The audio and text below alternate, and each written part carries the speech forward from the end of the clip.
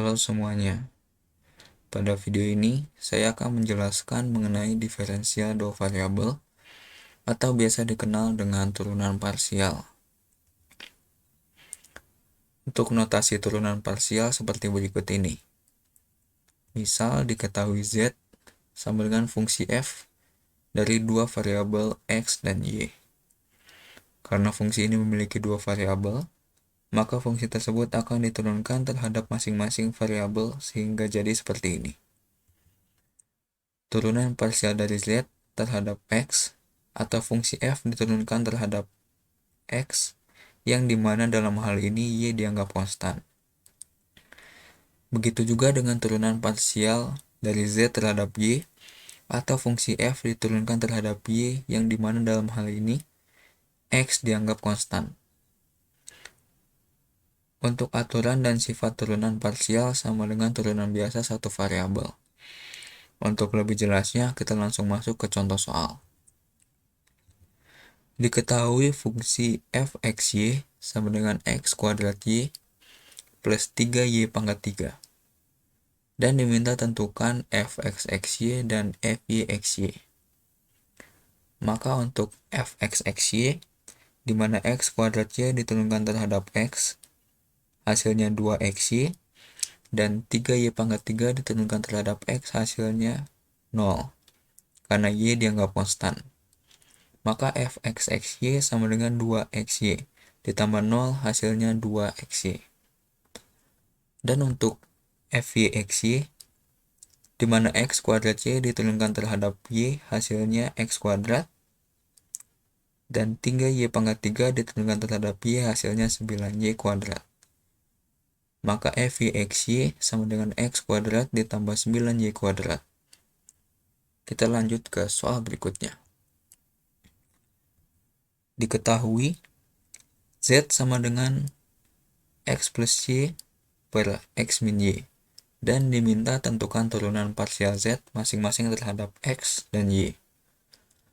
Untuk pecahan seperti ini, bisa kita gunakan aturan hasil bagi, jadi kita buat pemisalan.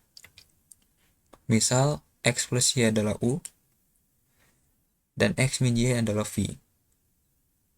Karena menggunakan aturan hasil bagi, maka turunan parsial Z terhadap X adalah U aksen V min U V aksen per V kuadrat sama dengan 1 dikali X min Y dikurangi X plus Y kali 1 per X min Y dikuadratkan.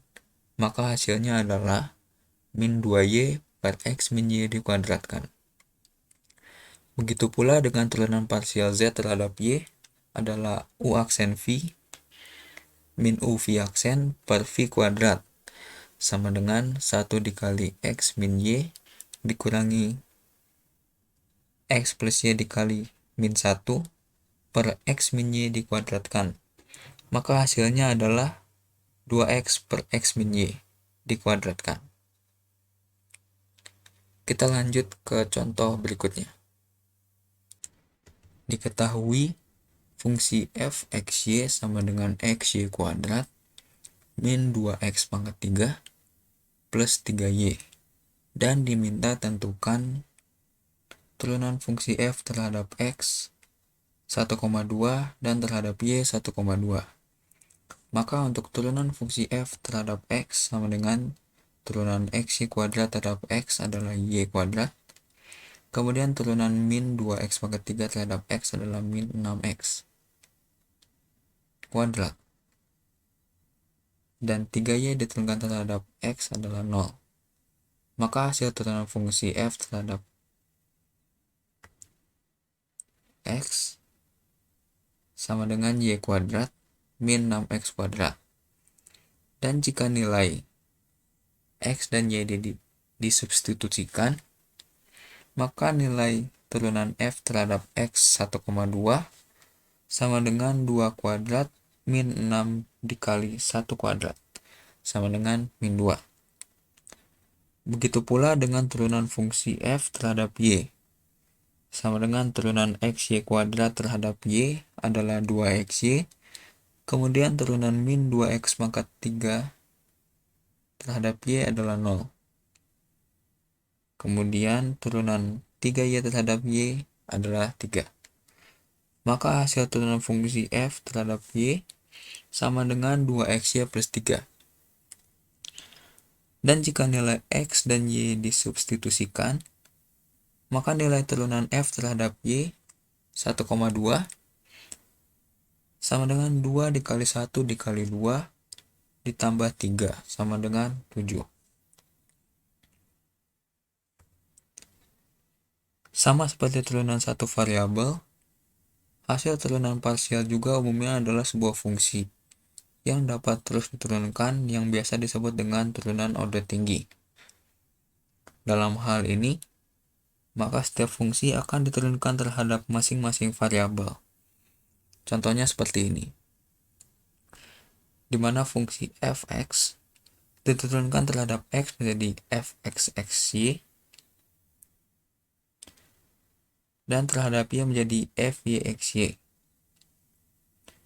Kemudian hasil turunan terhadap x akan diturunkan lagi terhadap x menjadi fxxy dan terhadap y menjadi fxyxy. Begitu pula dengan hasil turunan f terhadap y akan diturunkan terhadap x menjadi fyxxy dan terhadap y menjadi fyxy. Untuk lebih jelasnya kita masuk ke contoh soal. Diketahui fungsi fxy sama dengan x kuadrat y pangkat 4. Untuk turunan pertama, fxxy sama dengan x kuadrat y pangkat 4 diturunkan terhadap x, maka hasilnya adalah 2x pangkat 4.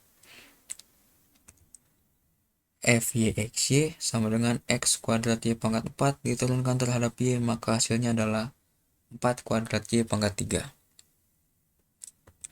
Untuk turunan kedua, fxxy sama dengan 2xy pangkat 4 diturunkan terhadap x, maka hasilnya adalah 2y pangkat 4. Dan fxyxy sama dengan 2xy pangkat 4 diturunkan terhadap y, maka hasilnya adalah 8xy pangkat 3. Begitu juga dengan fyxxy sama dengan 4x kuadrat y pangkat 3 diturunkan terhadap x, maka hasilnya adalah 8xy pangkat 3. Dan fyxy sama dengan 4x kuadrat y pangkat 3 diturunkan terhadap y, maka hasilnya adalah 12x kuadrat y kuadrat. Dapat diperhatikan bahwa fxy dan fyx hasilnya adalah sama. Untuk pembahasan selanjutnya mengenai diferensial total. Diferensial total adalah penjumlahan semua turunan terhadap semua variabel. Karena ini diferensial dua variabel, maka rumus diferensial totalnya adalah seperti berikut ini. dz sama dengan turunan parsial z terhadap x dx plus turunan parsial z terhadap y dy. Untuk lebih jelasnya kita masuk ke contoh soal. Diketahui z sama dengan x kuadrat plus 2xy min y kuadrat. Maka kita cari turunan parsial terhadap x dan y. Turunan parsial z terhadap x sama dengan 2x plus 2y dan turunan parsial z terhadap y sama dengan 2x min 2y. Kita substitusikan ke rumus, maka hasilnya adalah dz sama dengan 2x plus 2y dx plus 2x min 2y dy. Untuk pembahasan terakhir mengenai harga ekstrim. Yang pertama, harga ekstrim maksimum terjadi jika fxx bernilai negatif, begitu juga dengan fyy bernilai negatif, dan jika fxx dikali fyy lebih besar dari fxy yang dikuadratkan. Yang kedua adalah harga ekstrim minimum. Terjadi jika fxx bernilai positif. Begitu juga dengan fyy bernilai positif. Dan jika fxx dikali fyy lebih besar dari fyxy yang dikuadratkan. Yang ketiga, harga ekstrim yang tidak dapat ditentukan atau tidak dapat disimpulkan. Terjadi jika fxx dikali fyy sama dengan fxyxy yang dikuadratkan. Untuk lebih jelasnya, kita masuk ke contoh soal. Diketahui z sama dengan min x kuadrat plus 12x min y kuadrat plus 10y min 45. Dan diminta untuk tentukan harga ekstrim dan jenisnya. Maka kita dapat menentukan fxxy sama dengan min 2x plus 12, yang berarti x sama dengan 6. Kemudian fyxy sama dengan min 2y plus 10, yang berarti y sama dengan 5. Untuk harga ekstrimnya, kita bisa substitusi x sama dengan 6 dan y sama dengan 5 ke persamaan z.